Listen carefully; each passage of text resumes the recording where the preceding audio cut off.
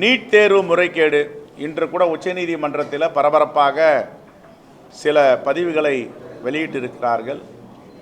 பல இடங்களில் நீட் தேர்வுக்கான வினாத்தாள் கேள்வித்தாள் வெளியே வந்திருக்கிறது. தேர்வுக்கு முன்பாக ஆதாரபூர்வமாக அறிவிப்பு வந்திருக்கிறது. தர்மேந்திர பிரதான் அவர் இன்று காலையிலே பத்திரிகையாளர் சந்திக்கும் பொழுது சொல்லுகிறார், நீட்டில் காங்கிரஸ் செய்த குளறுபடிகளை நாங்கள் சரி செய்து வருகிறோம் என்று. அப்பட்டமான உண்மைக்கு புறம்பான செய்தி. நீட் என்பது காங்கிரஸ் பேரியக்கத்தின் காலத்தில் வரவில்லை. காங்கிரஸ் பேரியக்கம் 2014ஆம் ஆண்டு வெற்றி வாய்ப்பை இழந்தவுடன் ஆட்சி மாற்றம் ஏற்பட்டது. ஆட்சி மாற்றம் ஏற்பட்டவுடன் நரேந்திர மோடி பிரதமராக வந்தார். நரேந்திர மோடி பிரதமராக வந்தவுடன் ஆர்எஸ்எஸ் இயக்கத்தை சார்ந்த அவர்களுக்கு உறுதுணையாக இருக்கின்ற சங்கல்ப் என்ற ஒரு என்ஜிஓ நிறுவனம் உச்சநீதிமன்றத்தை நாடி ஏற்கனவே கிடப்பில் இருக்கின்ற ஸ்டே ஆர்டரில் இருக்கின்ற இந்த நீட் தேர்வை நடத்துவதற்கு அனுமதிக்க வேண்டும் என்று பல காரணங்களை சுட்டிக்காட்டி உச்சநீதிமன்றத்தில் வாதியாக தன்னை இணைத்து கொண்டது. பிரதிவாதியாக இருந்த ஒன்றிய அரசு, மோடியோடைய அரசு, நாங்கள் நீட்டை நடத்துகிறோம் என்று கொண்டு வந்தார்கள். இந்த வரலாறு தெரியாமல் தொடர்ந்து காங்கிரஸ் செய்தது என்று உண்மைக்கு புறம்பான குற்றச்சாட்டுகளை சில அரசியல் கட்சிகள், குறிப்பாக பாஜக தொடர்ந்து கோயபல்ஸ் வேலையை செய்து வருகிறது. காங்கிரஸ் பேரியக்கம் ஆட்சியில் இருக்கும் போது ஒருபோதும் நீட் வரவில்லை. பாஜக ஆட்சியில் தான் நீட் வந்தது. இதை வாதிக்க நாங்கள் தயாராக இருக்கிறோம். ஆகவே இப்படிப்பட்ட கோயபல்ஸ் வேலையை பாஜக தலைவர்கள் கைவிட வேண்டும். ரைட்?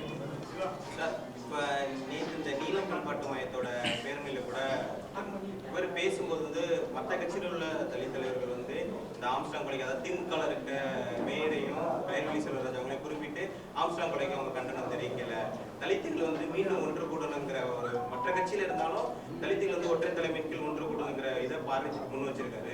திரும்ப அவர்களும் மறுத்து பேசியிருக்காங்க. நீங்க எப்படி பாருங்க? அது அவரவருடைய சொந்த கருத்து. ஒவ்வொருத்தருக்கும் ஒரு கருத்து இருக்கு. அதுக்கான தேவை இருக்குன்னு நினைக்கிறீங்களா? அவரவருடைய சொந்த கருத்து. காலத்தின் கட்டாயம், இயற்கை எதை எப்பொழுது ஒன்று சேர்க்க முடியுமோ, எதை சரி செய்ய முடியுமோ இயற்கையும் காலங்களும் தீர்மானிக்கும். இதை நானோ நீங்களோ அவரோ தீர்மானிக்க முடியாது. ரைட்? நெக்ஸ்ட்.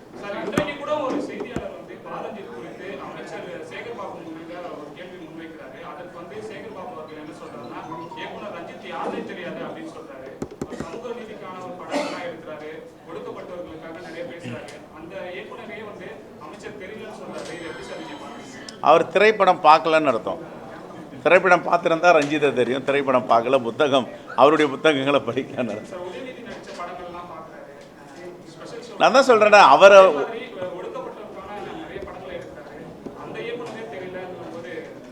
ஒவ்வொருவர்களுக்கும் ஒரு பார்வை, ஒவ்வொருவருக்கும் ஒரு வரலாறு இருக்கிறது. அதை காலங்கள் தான் தீர்மானிக்கும். அவருடைய பார்வையில் அவர் தெரியாதுன்னு சொல்கிறாரு. தெரியாதுன்னு சொல்கிறவரை போயிட்டு நாம நீங்கள் ஏங்க தெரிஞ்சீங்கன்னு சொல்லலைன்றது எப்படி சொல்ல முடியும்? ரைட். அரசு பணியில் இருப்பவர்கள் ஆர்எஸ்எஸ் நிகழ்ச்சிகளில் வந்து கலந்துக்கூடாதுன்னு ஒரு அரசாணை இருந்தது. ஆனால் தற்போது அதை வந்து விலக்கு அளித்திருப்பதாக வந்து ஒரு தகவல் வெளியாக இருக்கு. ஆர்எஸ்எஸ் நிகழ்ச்சிகளில் அரசு பணியில் இருப்பவர்கள் எல்லாம் கலந்து கொள்ளலாம் அப்படிங்கிறது. இந்த அரசை, ஒன்றிய அரசை நிர்வகித்து நடத்துவதே ஆர்எஸ்எஸ் தான். ஆர்எஸ்எஸ் உடைய பின்புலம் இல்லாமல் ஒன்றிய அரசு கிடையாது. ஆட்சியை நடத்துவது ஆர்எஸ்எஸ். முகம் தான் நரேந்திர மோடி. இதே விவகாரத்தில் இந்த ஆம்ஸ்ட்ராங் அவர்கள் கொலை விவகாரத்திலுமே சமூக வலைதளங்களில் வந்து திமுக ஐடி விங்கில் உள்ளவங்களுக்கோ இல்லது திமுக ஆதரவினருக்கும் பகுஜன் சமாஜ் கட்சிக்கோ இல்லை இங்கிட்டு இருக்க தலித்தரப்புக்கு இடையே ஒரு மோதல் போக்கு நீடித்துக்கிட்டே வருது. இவங்க மாற்றி குறை கூறி வருவது, இவங்க இந்த அரசியலை வந்து மறுக்கிறாங்க. தலித் ஒரே இதில் ஒரே குடும்பத்தில் தலித்துகள் வந்து ஒன்றிணைவது வந்து விளைவுவாதத்தை ஏற்படுத்துங்கிற ஒரு திருமாவளவனோட கருத்தையோ இல்லை ஒரே குடையின் கீழ் தான் இணையனுங்கிற பாரஞ்சித்தோட கருத்தையோ வந்து தொடர்ந்து மோதல் போக்கு நீடித்துக்கிட்டே வருது. ஒருத்தவங்க பேசிக்கிட்டு இருக்குது. திரும்ப அவங்க வந்து அந்த ஒரே குடையின் கீழ் இணையதுங்கிறது செல்வப்பிரதை வந்து அது தேவைன்னு நினைக்கிறாங்க. தலித்துகள் ஒரே குடையின் கீழ் அல்லது ஒரே கட்சி ஒரே தலைமையின் கீழ் இருக்க வேண்டும். நான் ஓரளவுக்கு புரட்சியாளர் அம்பேத்கருடைய புத்தகங்களை படித்திருக்கிறேன். எம்சி ராஜா எழுதியதை படித்திருக்கிறேன். மீனம்பால் சிவராஜ் எழுதியை படித்திருக்கிறேன். எல்லா புத்தகங்களையும் தீன் பகதூர், ரட்டமலை சீனிவாசன், அயோத்திதாசர் பண்டிதர் எந்த காலத்திலும் 100% இந்த ஒற்றுமை இதுவரை வந்ததில்லை. புரட்சியாளர் அம்பேத்கர் இருக்கும் பொழுது பல கருத்து வேறுபாடுகள் தலித் தலைவர்கள் ஏற்பட்டன. ஆனால் கடைசியில் எல்லாவற்றையும் முறியடித்து விஞ்சி ஒரே முகமாக ஒரே தலைவராக இருந்தவர் பாபா சாஹேப் அம்பேத்கர் அவர்கள். எந்த மாற்று கருத்தும் அது யாருக்கும் இருக்க முடியாது. ஆனால் இந்த முயற்சி என்பது நல்ல முயற்சி தான். அந்த முயற்சி யாராவது எடுக்க வராங்கன்னா அவங்க கடைசி வரைக்கும் பாபா சாஹேப் அம்பேத்கர் இருந்த மாதிரி தனித்துவமாக இருக்கணும். தனித்துவமாக இருக்க முடியுமா? அந்த கேள்வி எழுது. அவர் ஒரே ஒரு கட்சி கூட தான் இணைஞ்சிருந்தார். காங்கிரஸ் பேரியக்கத்தோடு தான் அவருடைய டிராவல் இருந்துச்சு.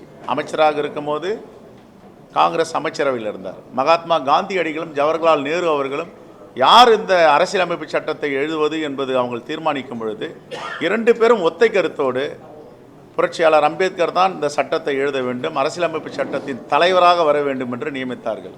அது எங்கிருந்து சோசியல் என்ஜினியரிங் ஆரம்பிக்குதுன்னா காங்கிரஸ் பேரியக்கத்தில் இருந்து.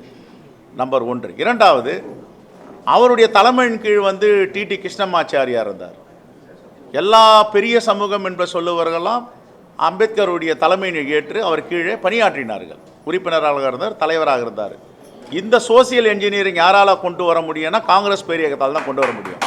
இது ஆர்எஸ்எஸ்ஸாலேயே பாஜகவிலேயே சிந்தித்து கூட பார்க்க முடியாது. ஆர்எஸ்எஸ்ஸால் பாஜகவில் சிந்தித்து கூட பார்க்க முடியாது. அதே போன்று நீதி கட்சி ஆட்சியில் இருந்தது என்றால் நீதி கட்சி ஆட்சியில் எனக்கு தெரிஞ்சு நான் சொல்வது தவறாக இருந்தால் என்னை சரி செய்ய வேண்டும். நீதி கட்சியில் எந்த ஷெட்யூலின பிரதிநிதிக்கும் அமைச்சரவையில் இடமில்லை. ஆனால் காங்கிரஸ் ஆட்சிக்கு வந்த பிறகு ராஜகோபாலாச்சாரி தலைமையில் VM முனுசாமி அவர்களுக்கு அமைச்சரவையில் இடம் கொடுத்தார்கள். முதல் இந்திய வரலாற்றில், தமிழ்நாட்டு வரலாற்றில் காங்கிரஸ் பேரியக்கம் ஆட்சியில் இருக்கும் பொழுதுதான் தலித்துகளுக்கு அமைச்சரவையில் இடம் கொடுத்தார்கள். இதையும் நீலம் பண்பாட்டு மையம் எல்லாம் பேசணும். எல்லாரையும் பேசுகிற மாதிரி காங்கிரஸ் எல்லாரும் கூட இணைச்சு பேச முடியாது. காங்கிரஸுக்கு என்பது ஒரு தனித்தன்மை உண்டு, தனித்துவம் உண்டு. இந்த சோசியல் என்ஜினியரிங்கில் கடந்த காலத்தில் சுதந்திரத்திற்கு முன்பும் சரி, சுதந்திரத்திற்கு பிறகும் சரி, எல்லாவற்றிலையும் ஒடுக்கப்பட்ட மக்களை, விளிம்பு நிலை மக்களை அரவணைத்து செல்வது காங்கிரஸ் பேரியக்கம் தான். பெருந்தலைவர் காமராஜருடைய ஆட்சியில் தான் அறநிலையத்துறை அமைச்சராக காங்கிரஸ் பேரியக்கத்தில் ஒரு தலித்தை கொண்டு வந்தாங்க, பரமேஸ்வரன்றவர். உள்துறை அமைச்சராக கக்கனை கொண்டு வந்தாங்க, பொதுப்பணித்துறை அமைச்சராக கொண்டு வந்தாங்க. ஆனால் இன்றைக்கி இந்த பதவிகள் எல்லாம் தலித்துகளுக்கு கிடைக்குதா என்றதை நம்ம சுய பரிசோதனை செஞ்சு பார்க்கணும். இன்றைக்கும் கர்நாடகாவில் உள்துறை அமைச்சர் பரமேஸ்வர் இருக்காருன்னா அவர் காங்கிரஸை சார்ந்தவர், தலித். இன்றைக்கும் தெலுங்கானாவில் துணை முதலமைச்சர் இருக்காருன்னா விக்ரம் பட்டி, அவர் ஒரு தலித். இது காங்கிரஸ் பேரியக்கத்தில் மட்டும்தான் இந்த சோசியல் என்ஜினியரிங் வெளிமநிலை மக்களை அரவணைப்பதை பார்க்க முடியும். இதையே நீலம் பண்பாடு மையம் பேசணும். ஏன் இதை பேச மறுக்கிறாங்க? இதை பேசணும்ல, எல்லாத்தையும் பேசணும், இதையும் பேசணும். அதான் என்னுடைய வேண்டுகோள். பாதகம் செய்பவரை கண்டால் நாம் பயங்கொள்ளலாகாது பாப்பா, மோதி மிதித்து விடு பாப்பா, அவர் முகத்தில் உமிழ்ந்து விடு பாப்பா.